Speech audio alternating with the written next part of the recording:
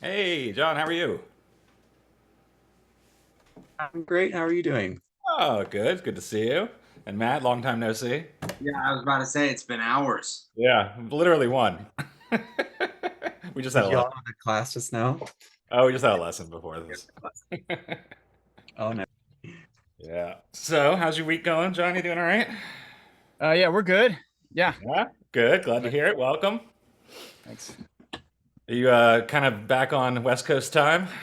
Yeah. We're adjusted. Although I'll be in New York this weekend. Oh, yeah. Anything fun? Just we have an errand on Monday. I see. Yeah, but we since we're bringing the whole family, we'll go in Saturday. We're actually going to see shows on Sunday, Nice. and That'd be then great. yeah, That's kind of like the classic New York weekend. yeah. We'll just go in and just get come on Saturday evening, see show Sunday, do the paperwork Monday, and fly back. Get out of here. Good. Yeah, Well, hope you have a good trip. yeah. Oh, so shall we begin? You guys feeling Mhm. ready? Sure. I stretched out beforehand. So we're gonna get jump into Mozart this week. So we're gonna look at 332 Sonata, the 12th piano sonata. It's not for piano, but you know what I mean. Um, let's call it keyboard sonata. And this piece is written 1784. The piece we looked at last week was 1744. So this is directly 40 years after. And it's kind of like freaking amazing when you think in just 40 years how different, the musical world was, right? Like even later, we always think that like, if you think about like technology or something, there's like this exponential curve, right? So we always think that that must be the case in music. No, lots of big changes happen real fast, and then lots of reaction time went real slow. I think that's kind of the way it worked. Like when we look at, obviously, you guys all know Mozart and Bach sound nothing alike, right? Almost nothing at all. And Mozart probably didn't know much of Bach until he was an adult. So I've looked around at several different sources for like when did Mozart discover Bach, and you would think that like everyone would be like, oh, it was exactly on this day, and but it's a little vague. At least I haven't found a source that was really very reliable. But he had the Well-tempered clavier in his library when he died, so at least he got there at some point, right? I'm not sure exactly who clued him in, but because you got to remember when Bach was old man Bach. I mean, he was he wasn't as famous as you might well think, and his music wasn't really published in the way that other people's music were at that time. So it kind of went into like you either know it or you don't because somebody told you about it territory. You know what I mean? For a long time. But you got to imagine when Mozart first looked at it. I mean, as smart as that guy was, he'd be like, "Damn, where has this been? Like, this is insane." Do you guys know the story of Mozart stealing the Allegri Miserere? You know this whole story. It's Yeah. very famous, right? Okay, he went to Rome, he went to St. Peter's, and they had this special motet that they only sing at the Vatican, and it's like holier than holy. And Mozart went in and heard it and was like, "Huh." Went home and wrote it down and then gave it to everybody. Like this is it. And so it's always held up as an example of like excellent musicianship. And yes, it is. It is very good musicianship. But at the same time, have you guys ever heard that piece? Like, it's a beautiful piece. Yeah. It's striking, but it repeats like verbatim like 7 times. So if you're ever going to memorize a piece on first hearing, that's a good one because it's literally just cycles the same thing 7 times. So it's like, if you didn't get it the first time, you got a few more chances. It's famous for a lot of reasons. Yeah. It's got a big high C in it for soprano, which is really weird for music that old. Um, it's a good piece. You should look it up if you haven't. It's not going to blow your mind or anything, but it's one of the many things that made Mozart famous because he just went in and stole their sacred music by ear.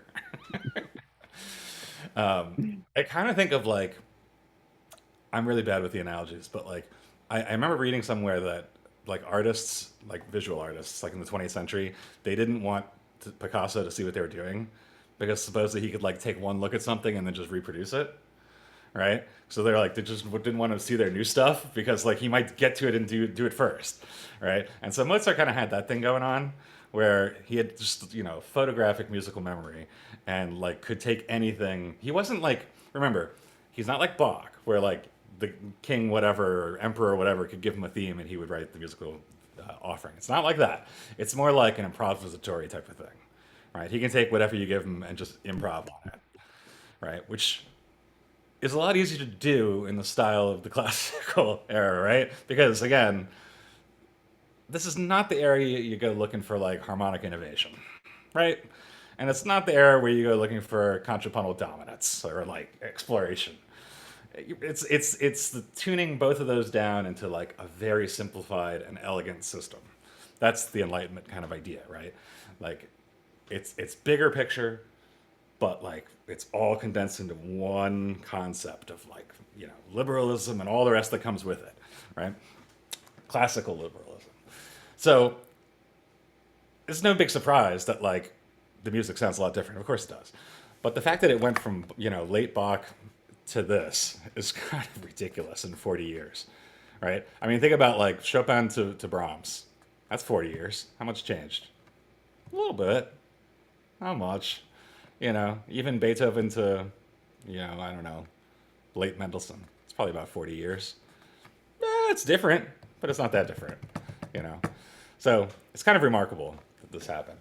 All right, I made a little chart that we're going to keep, and I might keep referring to because this is going to get complicated, and sometimes I think it's easier to visualize when you have something, to just look at rather than just listen to me talk. So I made you a little chart. It's awful simple. This is what we talked about last week. Baroque Proto-Sonata. It has its 3 parts already, exposition, development, recap. But there's only a primary section. There's no secondary ideas. And because of that, you only need to state the theme, write yourself a transition, development, do it again. The key structure tends to be start in 1, go to 5, and the recap, it'll usually probably start in 1, but it'll get to 4 so that you can repeat verbatim and get back to 1. Okay, that's what we talked about last week. You have to have that in mind first before we map on the additions. So the biggest invention of the classical era, really the most important thing, is the idea of a secondary theme, right? The idea that you can hold 2 ideas together in one piece. That's something that Bach would never have thought was even a good idea, right? Like when you even look at like Bach's major huge works, like the Passions or I was just looking, Rebecca and I were talking about her schedule yesterday. She said she's doing 5 different B minor masses next year. I was like, whew, that's a lot of B minor. Yeah, I mean, if you're going to have to listen to one piece that many times, I guess it's better to be one of the greatest pieces ever written. But still, like, you got to imagine if you're a soloist with the orchestra, like for something like B minor mass, you just sit there for like hours. Like, and then you have to get up and sing for like 2 minutes, and then you just sit there for another like 45 minutes. It's actually kind of harder than it seems. Anywho. Even in those big pieces like that, like what Philip and I are always talking about is we're talking about our contrapuntal analysis, contrapuntal motives, how everything is from this one core little idea, right? And how big you can expand on that if you're Bach. Take the Goldberg variations, perfect example, right? A theme that's, let's be honest, meh. I think the kids today say mid. That's what I've heard. Anyway, and then tears off a 90-minute masterpiece, right? That's not what is going to happen anymore. Pieces are going to get shorter, generally speaking, in the classical era, right? And that's kind of ironic because we're going to add the secondary idea. So you can imagine, before I show you the next page, if secondary theme goes here before the development, this whole thing is going to get a lot bigger, right? Because now you don't just have primary transition like you do here, which is basically like developing the idea a little bit. But you're going to have to lead us into the new thing and then lead us out of it. So classical Sonata Allegro kind of looks like this. We're going to get into this. Right? 2 sections, primary theme, secondary theme, and then a 3-part transition for the primary section. We'll talk about that in a second. And 1 single transition from the secondary. And now, you don't composers quickly realize, like, I can't just do the first theme and the second theme and then move on, right? I kind of need to like wrap it up. So they added both closing theme and coda, usually which refer to the primary theme.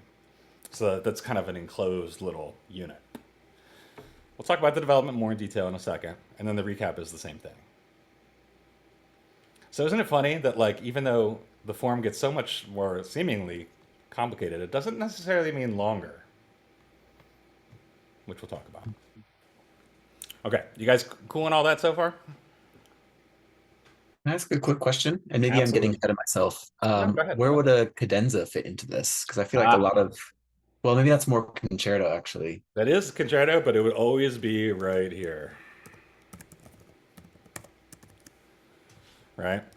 Meaning Yeah. you go through the end of your development, it ends in a big 6/4 chord, cadenza, everybody, and then whenever that's done, boom, recapitulation. Okay. Thank you. Good. No, it's a good. I'm glad you asked that question. Um, you know, I mentioned last time that like kind of the whole point of the sonata was to get to the recap, right? And that's still going to be true in this era. I think once we move into romantic, that shifts around a little bit. But in classical, it's still the whole point is to get here. That's why you put the most exciting thing in the piece, the cadenza, right before it to get the biggest payoff. All right, let's jump into the music proper, shall we? Unless you guys have any more questions.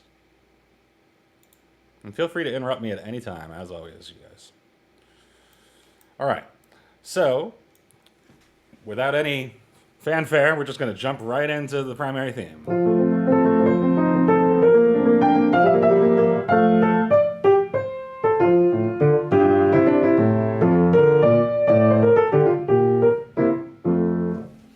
That's it. Short and sweet. It's so funny that, again, by Mozart's time, this contrapuntal section right here with this imitative entry would be like, I'm doing counterpoint, where it's like, you can imagine if Bach saw this, it'd be like, freaking counterpoint for babies, but hey, that's how this works. So what's the deal here? Expository passage, meaning, let's be clear about our definitions. Expository passage means I'm showing you something that you haven't seen before, right? Presenting a new idea. It generally comes in a double period, like this, 4+4. It's not always antecedent consequent, but it usually is in this time period, right? So the design of Mozart's melodies are always so good, right? This is like this far away from being a schmeh melody, like okay. And what does it? It's this little thing on the end, little tail. I'm gonna take this out and just play an E there on the downbeat.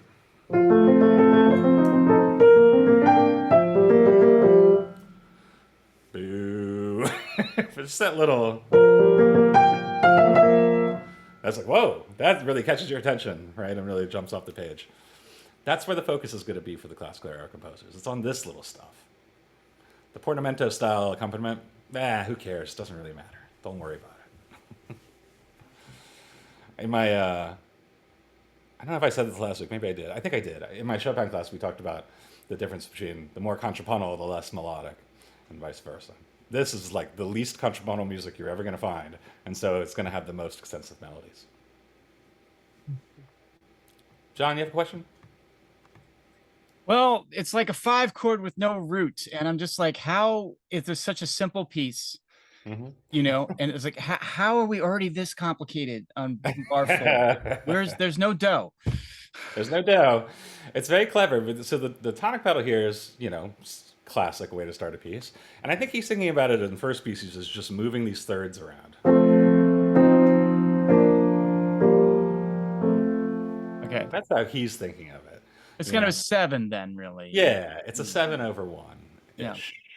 But you're right. It's like, where the hell's the yeah, but it's it's just like it's but it is a close substitute for one, right? Right. Yeah. Yeah. Okay. Or yeah. Yeah, and now 4 bars, slightly more than 4 bars to Mozart.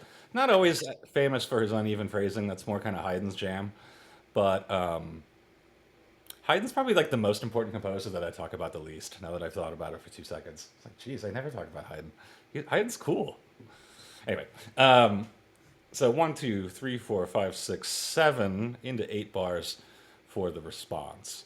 I think that's just because he decided to go with this imitative entry. So there's 4 bars right there, right? And because of that, you need to tag on a cadence on the end. Okay, complete cadence of this opening 16 bars. What are you honestly, by gun to your head, gonna remember? Probably just the first 4, right? This part here, you might remember it if it came back somewhere, but it doesn't really need to. It's kind of generic Mozart. right? The four bars at the beginning, that's the most important to remember. All right. So I showed you we're going to have three-part transition now. And this is because we need to smoothly get from the primary theme to the secondary theme. That means modulation's got to occur, a little bit of development. We're going to talk about these three sections. By the way, this is how I break it down. If you look at Charles Rosen or like, super famous people who've written a lot of books about this stuff, they might have different terms for some of this stuff or slightly different breakdowns. So my asterisk here is, this is just my weird way of explaining it. All right. First part of a transition is always fragmentation. So what comes right after this cadence?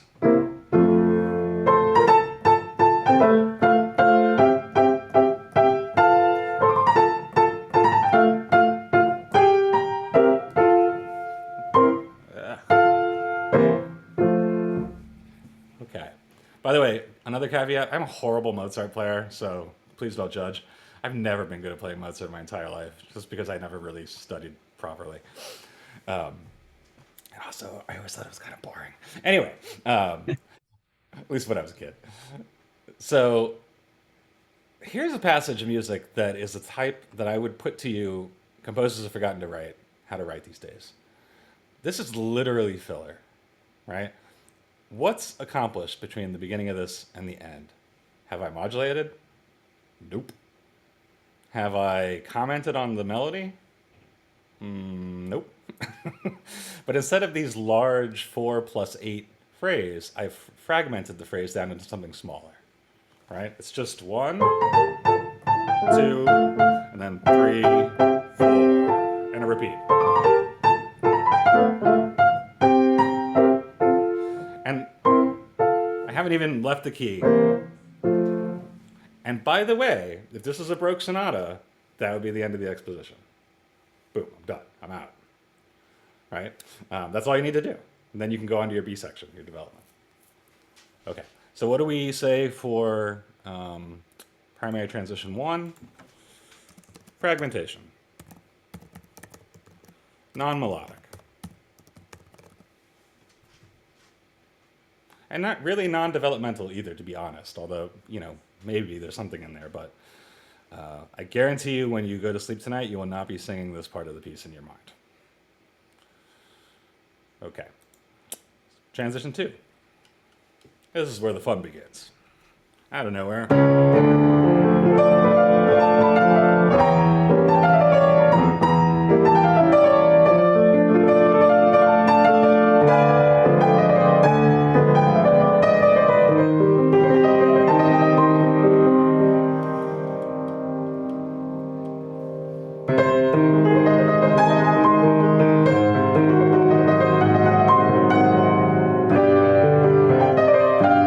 Okay, we'll stop right there. What is all this? This is a lot of music and of a vastly different character. This is our second transistor. Yeah, Matt, go ahead. Is this like a liquidation of or what's the term from Kaplan where it's just you get a bunch of 16th notes?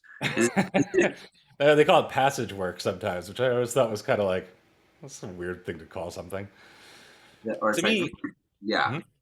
To me, this is where you need, this is the primary goal of this second part of the transition is wrong thing. Sequence and modulation, right? So we're going to use sequences and to modulate to where we're going to eventually end up with our secondary. We can kind of prepare the key for the secondary theme. Now, sometimes this can be like much of a part with the primary idea, or sometimes it can be like this, totally out of left field. And remember, to me, this is not the age of Bach, and it's also not the age of Beethoven and company yet, where we're talking about unifying grand themes and structures, right? Mozart's really not all about that. He kind of starts getting serious towards the end of his life and says, maybe I can make a little bit more of, actually Matt and I were talking about this. You all know Dr. Harder, right? Dr. Harder's the best. And he always has this line, like I can't remember, Matt, you can probably tell it better than I can. But it's something like, when students ask him, like, what do I do next? Like, that's not the right question. The right question is, what do I do next with this? Yeah. instead of asking what should I do next, it's what else can I do with this? There you go. That's good. And that's good advice right there, you know? The most annoying harderism ever. I'll agree. I agree with you. I agree with you. But he's so right, you know? Because I think we're all just so quick to give up on whatever and just try something different. Now, Mozart, he does not ask, what can I do next with this? Until he's an older, more seasoned composer. In his like kind of young age here, he's just like, it doesn't really matter, right? I'm just having fun, just screwing around. And I got to get to the bar as fast as possible. Like, let's go, you know, like let's finish this thing. So, does this have any relation to the home primary theme? I don't think it does. I think it's just meant to serve as a contrast, you know. If you want to take it more seriously, and I don't think Mozart is ever that serious, but you know, Philip always says that it's my second Philip reference tonight. Look at that. He always says that if Mozart was alive, like in the '60s, he would be the greatest musical theater composer of all time. And you know what? I see it. Because he doesn't always give two craps about how does the whole thing hold together. It's moment to moment, you know. So, yeah, I know I'm always the one talking about the grand epic connections between stuff, not in Mozart. I mean, you could argue it's it's like a arpeggio, like the opening bars, you know. Yeah, it's not. I mean, I think you're right. It's just the 16th notes are new. They're a little different, and obviously the character is 100% different. He does have some interesting phrasing though here, right? The sequence cell you can see nicely laid out on the page is here and here, right? Which you might think, oh no, hold on, isn't it 1, 2, 3, 4, and then 1, 2, 3, 4? No, these two chords are the same, right? This is just an inversion. So, very interestingly, the sequence is offset to the phrasal design. You guys see what I mean by that? A quick question with a sequential passage in transition 2, would it be too much to analyze it as like this is sequence 1? Like you're putting too much thought into that, or is it just sequence to get to the next thing? You mean sequence 1 in terms of like how we teach them, or what do you mean by sequence 1, or just like the first one of the piece? Like the first one of the piece, or like that this sequence is like a sequential idea that he'll use later. Yes, that both of those are correct. It's not until Beethoven that people start using sequences at the beginnings of pieces, which is really annoying. But I mean, that really confuses things. I mean, but everybody knows this. One of the greatest openings of any sonata, and it's a sequence. And how about this?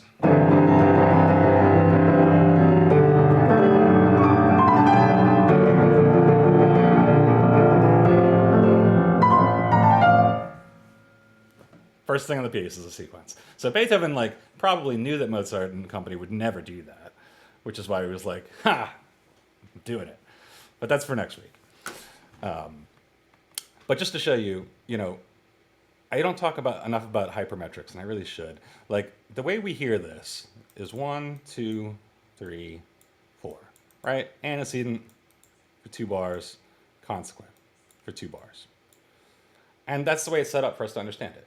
Right? Statement of D minor, and then the big 7 chord, and then back to D minor. But Mozart's genius is that he overlays sequence against that. Right? The sequence is here. So where we think of hypermetric downbeat being here, it's actually in the sequence, this is 1, and this is 2. It's very clever. And it makes it feel smoother than you know. It's like, why does this passage feel so smooth? This is why. You know, hypermetricity. Just to go into it for 2 seconds. If you had a 4/4 bar, right, just like 4 normal quarter notes, well, you would say that this is the strongest one, and this is the second strongest one, right? This is weak. This is weak. But this strong is stronger than that strong. Right, so we'll call that strong, strong, strong, weak. And this guy is stronger than 4. So if that's how one measure looks, you expand that into 4 measures. This measure is the strong, strong measure. This one's the weak, strong measure. The strong, weak, and the weak, weak. And that's how they function in our brains. That's how, that's how we can make sense that this is a 4-bar phrase. If every measure was like a strong, strong in quality, we'd have a problem because they would all sound the same. Right?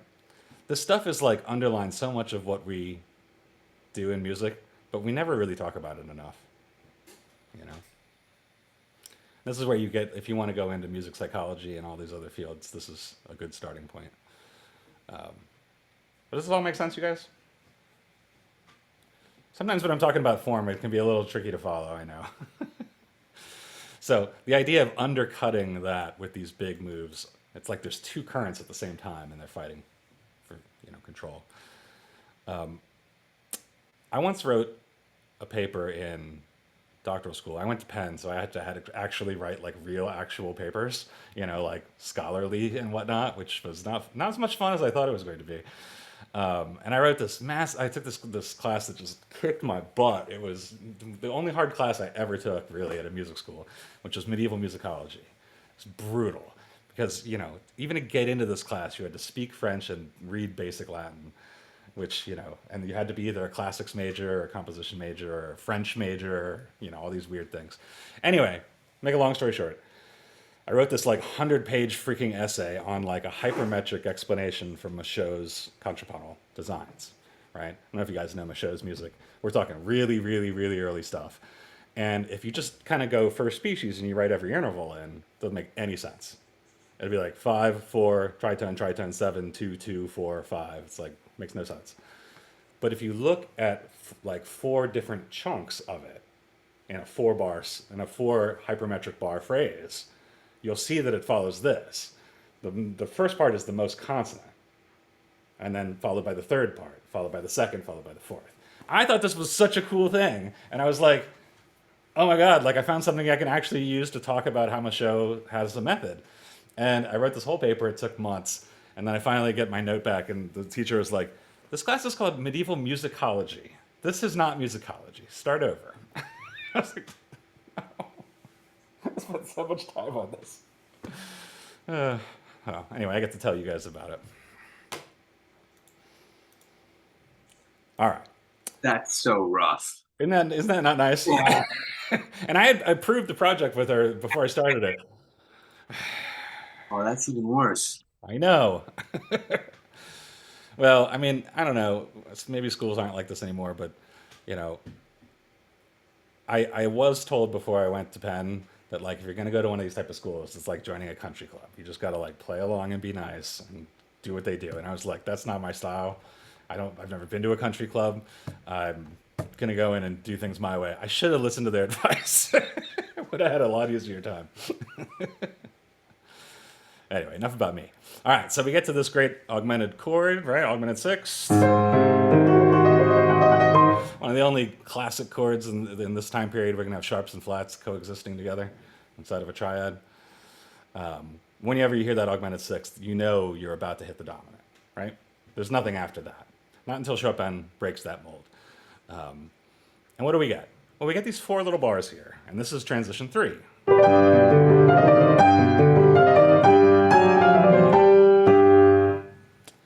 Just that. And what is it? Pedal point. All right, confirming the new key. So I'm going to add that to our ongoing list. Hoping my computer doesn't explode as I keep switching between things. All right. Pedal point in new key. Groovy. And that doesn't have to be very long. Usually isn't. All right. Now, what key is this pointing at? It's obviously pointing at Do minor, right? With all these Mi flats. So it should come as a little bit of a surprise after this, what happens in the secondary theme.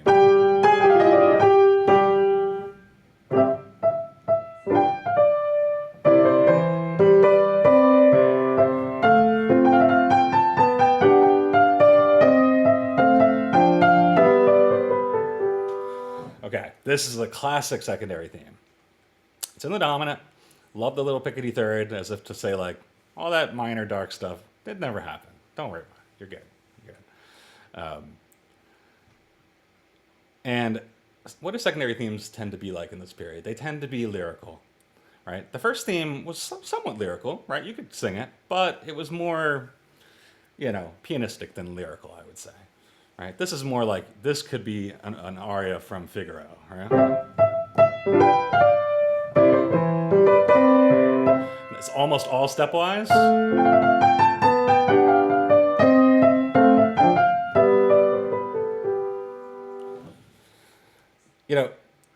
Since I am obviously like a harmony snob, little things like this just bother the crap out of me. Like, it's not Mozart's fault because they wouldn't have been thinking about this at this time period. But like having the leading tone here, now you say there are rests here. Yes, yes, yes, yes, yes. But they are still hanging. And then passing through the leading tone here always just feels so wrong to me. But that's maybe just having done too much harmony. I'm like, yeah. Like Schubert would have done something like, oh, sorry. Right, move the C up to Re so that that pitch wouldn't ever be doubled. That's the later, more awareness of that. Anyway, what defines secondary themes? They're always antecedent consequent, right? And you can see this on like the large level, the hyper level, the normal level, and like the micro level.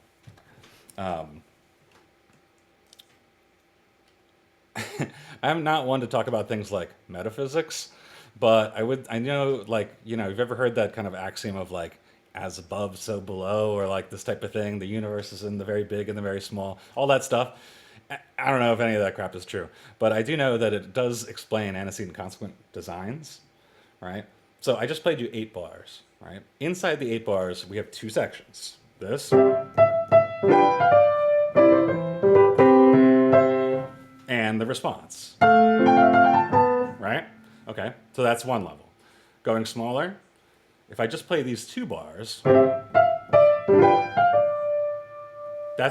then this is the response. So it works on the 8 bar level, it works on the 4 bar level. What about on the 2 bar level? Yeah. And then also works there. Okay, so that was going smaller. What about going bigger? So we did 2 bar, 4 bar, 8 bar. What about 16? Okay, we just did these 8. All right. So what are the next 8?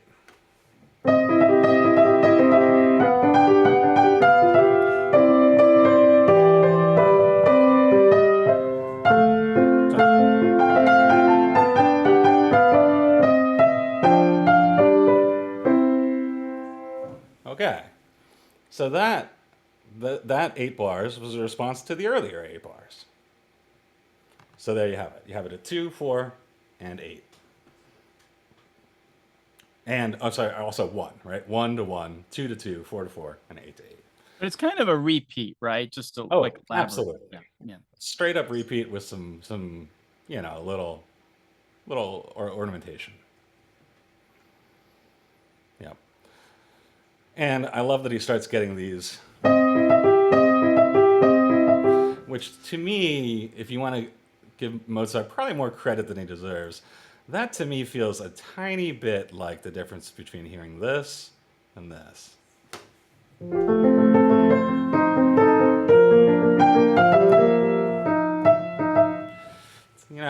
It's not a cross relation because this Mi flat is eliminated by the Re. But these are so close to one another and in different registers, and this one's so, what they're like harped upon, that I think that has a little bit of a similar color as, this.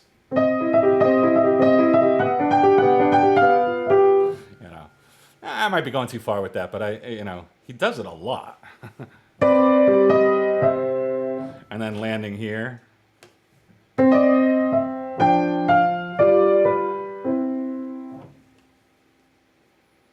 Okay. So that's secondary theme. You guys good on that? Lyrical, antecedent consequent setup. All right, next up, secondary transition. So I should just keep writing these things in that I said. Lyrical, antecedent, and consequent. Okay, secondary transition is not at all like the primary, where it has these three parts.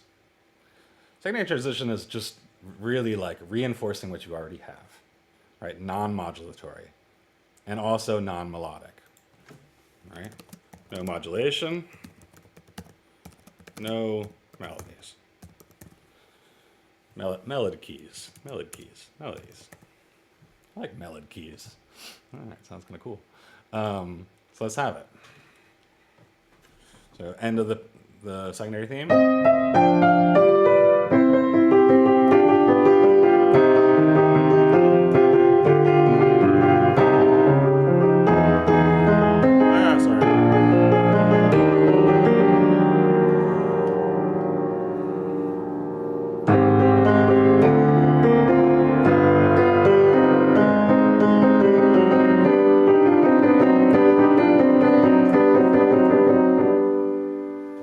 Okay, have I modulated?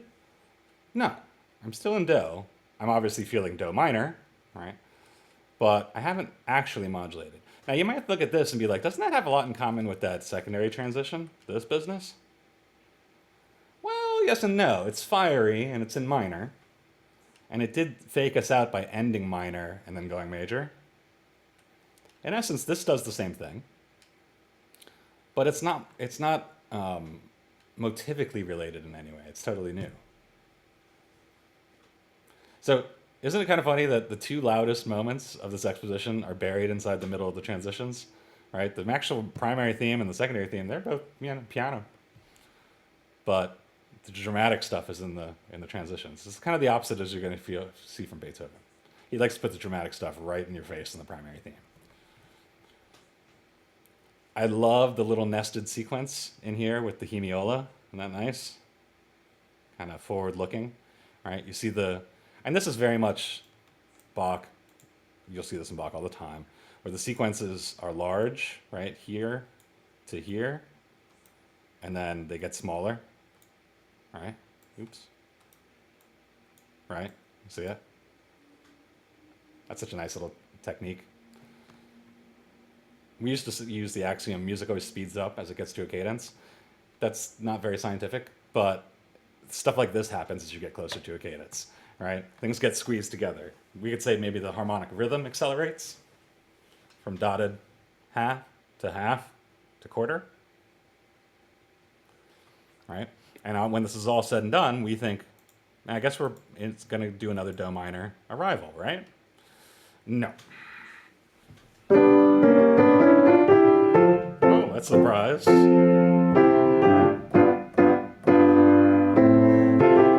can't see that bass line.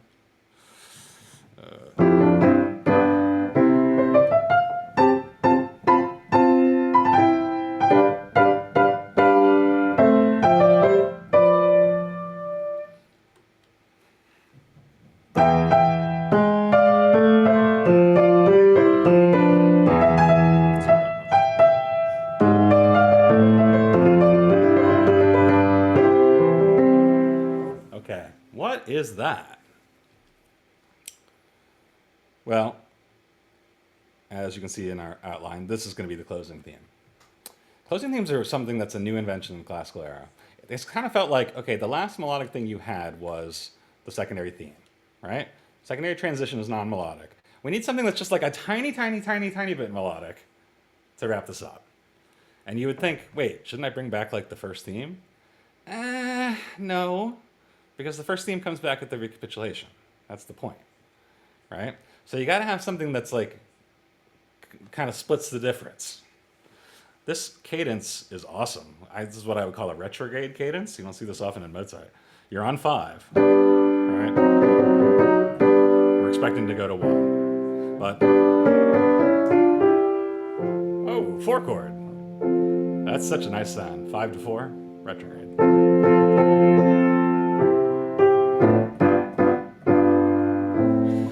This is another one of those passages that people have really forgotten how to write. You know, how do you make something that's melodic but doesn't usurp the other two themes? That's tricky, right? It's got to be just melodic enough that you go, yeah, that's a nice little melody, but not so much that it usurps the dominance of the other two.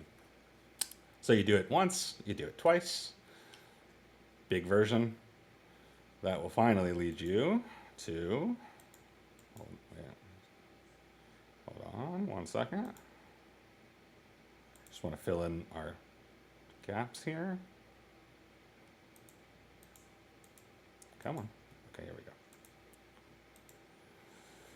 All right, just finished that. No modulation, no melody, closing theme, and the final thing is coda. In other composers like Beethoven, we're going to see next week, this is where you bring back a little hint of your opening idea. In Mozart, they're kind of interchangeable. So he's just going to end it with this, I'm going to be honest, generic passage. That's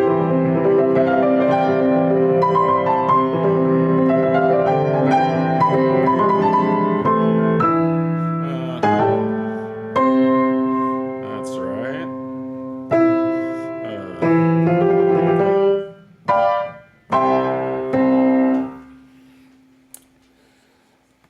Does this have anything to do with anything? Not really. You know, again, I'm not trying to say that to be like, wow, Mozart sucks.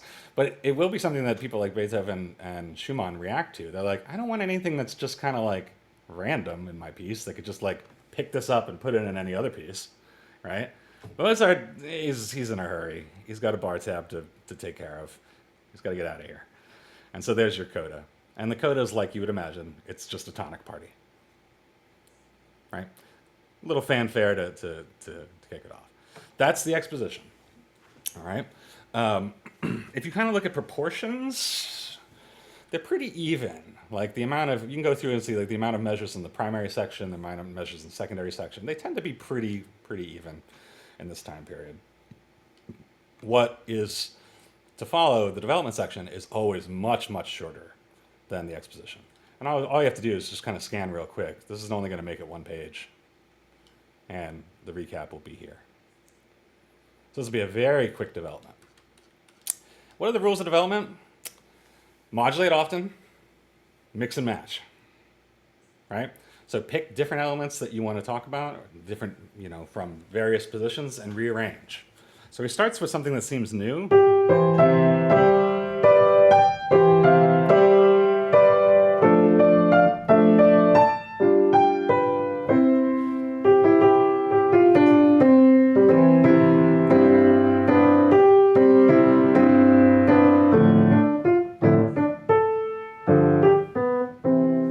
Okay, so that's kind of like a closing theme itself. Not like the one that we just heard. I mean, like, it seems like a closing theme. It's not technically that germane to the rest of the piece again. Just kind of like kicks off the development and says, okay, we're going to start with this. All right. And then we're going to start to recognize our old friends coming back.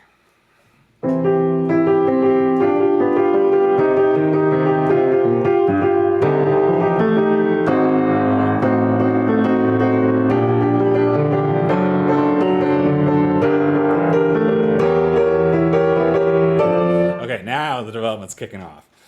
This is the secondary transition species, right? That's what happened after the secondary theme. But instead of going around the circle of fifths, he breaks it off with a hell of a chord change right here, right? Modulates from Do minor up to Re minor, which is a very unusual modulation. Let's go quick. To Sol, and then to Re.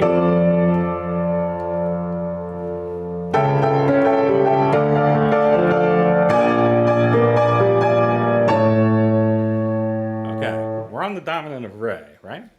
So you've modulated from C major to C minor to G minor, now to D minor. This is great. And we've done all this in like 10, 12 measures.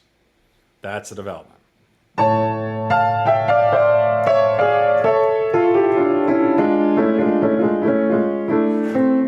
Ugh, double thirds, man. Not cool. And this is clever. So clever. And one more. That's it.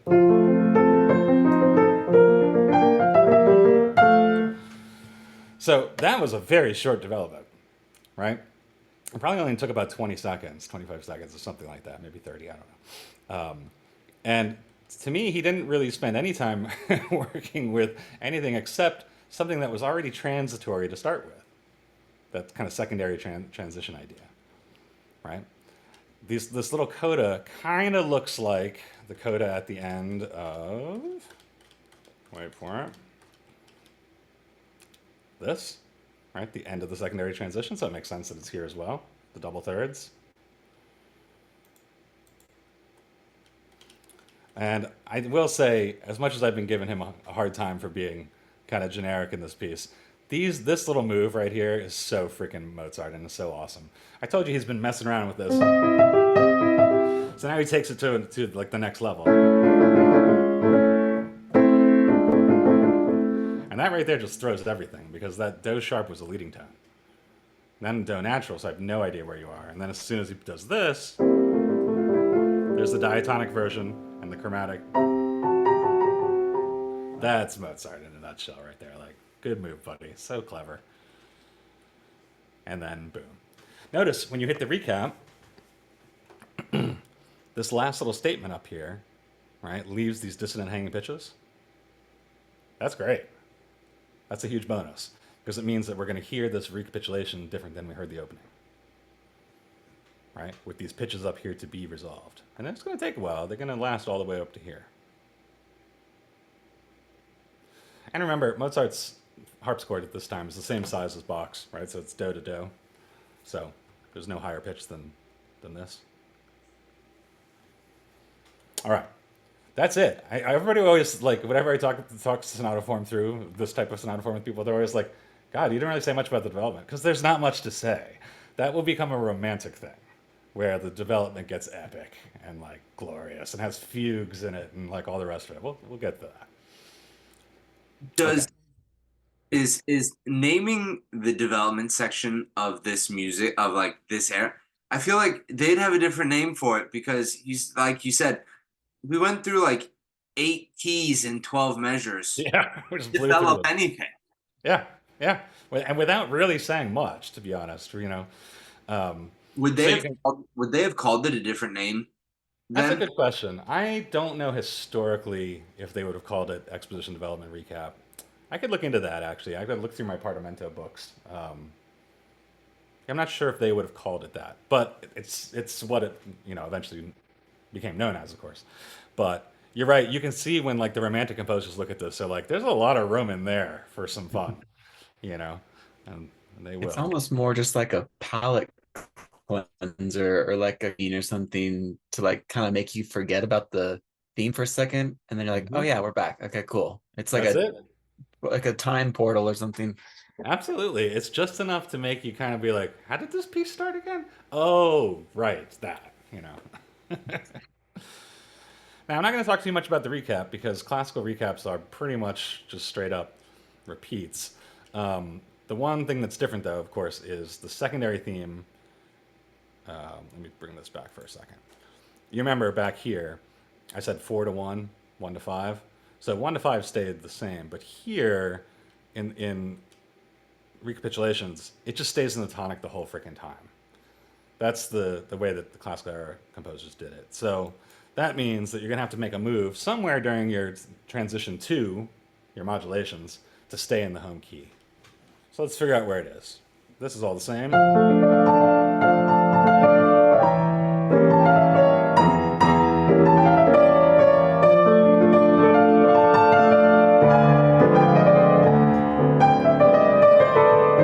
So far, it's all the same, right? Oh. That's different. All right. Okay, where's that going to put us?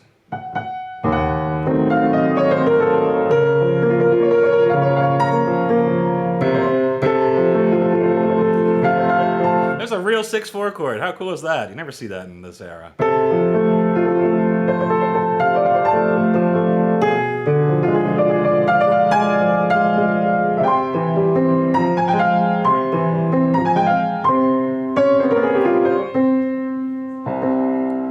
And after all that drama, back in the frickin' home key. And we're doing it now in fa. So all of this was just engineered so that we'd land here, right, up a fourth, Hmm. right? It's very clever because we started in fa, we went to do, okay, in the first time around. So to stay in fa, I need to go up a fourth to maintain the key, right? Now that leads to some interesting problems, and later romantic composers aren't going to do this because the problem is this. Sometimes, like, depending on how complicated your second theme is, it might sound like crap up a fourth. You know? Like, it's a big change. Or down a fifth, sometimes people do it as well. But, like, I do think that the first version of this was in a better key. That's the C major version. And now.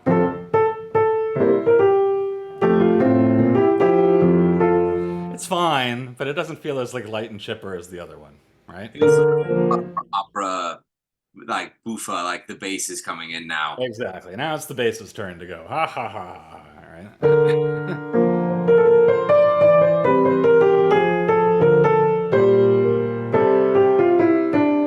And so a little bit more license to do some different stuff here.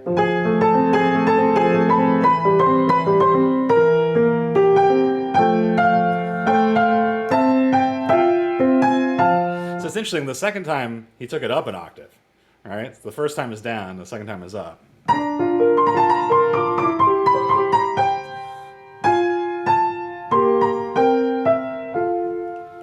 Okay.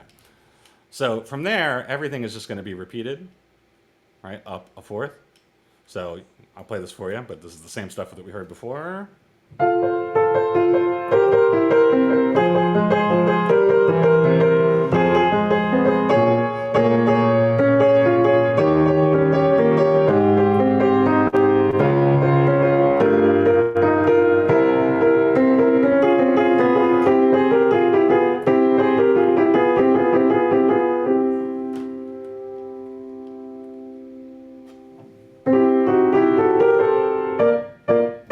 Closing theme.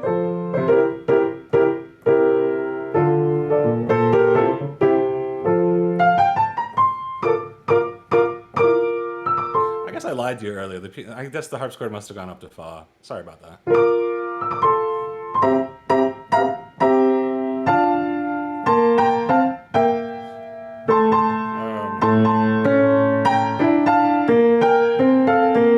This is all just transposed, right?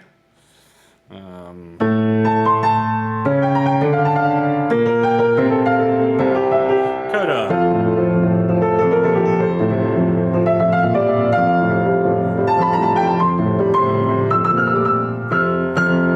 That's the high note. There we go.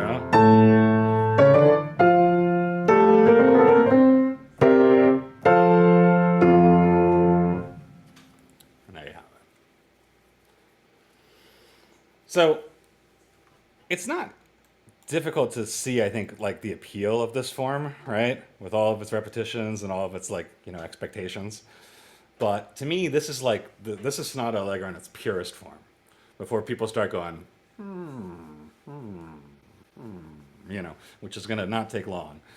Even Mozart in his later sonatas starts to mess around. He has a violin sonata, E minor violin sonata, later piece. That's only two movements, and they're both sonata form movements. It's like, what? Where's the slow movement? And why?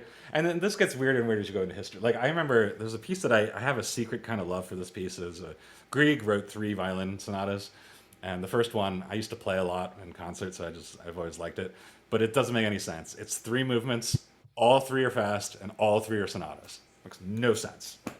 So people are going to try a lot of experimenting. Traditionally, I know we're mostly focusing on Sonata Allegro, but let me just show you real quick.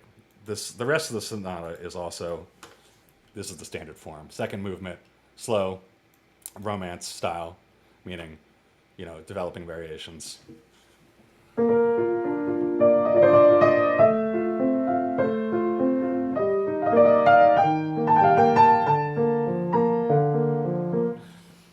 True story, although you're not going to believe me. Remember when Ruth Bader Ginsburg passed away? And they had like the state funeral or whatever that they do at the Capitol. So Jesse Norman was the singer, and her pianist is a very good friend of mine. And so she played the service, and she called me the day before, and she's like, "I need something by Mozart that like everybody will love, but is also kind of sad."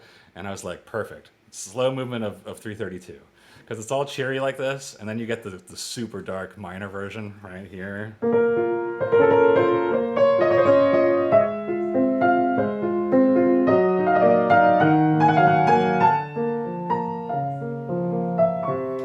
So pretty. And so, much to my surprise, I turned on, whatever, the news, and I'm watching it live, and I'm hearing in the background. It's like, that was my idea. I put that in there. I want a producer credit. Seriously, I want royalties. But again, slow movement. We're not talking about the forms of these too much, but I just wanted to show you this is pretty standard stuff. And then the third movement is a rondo. That's fast. Right. A, B, A, C, A, D, A, and back. So those forms are not as intricate. This is why we're focusing mostly on Allegro. It's so funny to, well, it's fun to finally learn kind of the function of what's going on here, because when I was a kid studying piano, especially what we're talking about,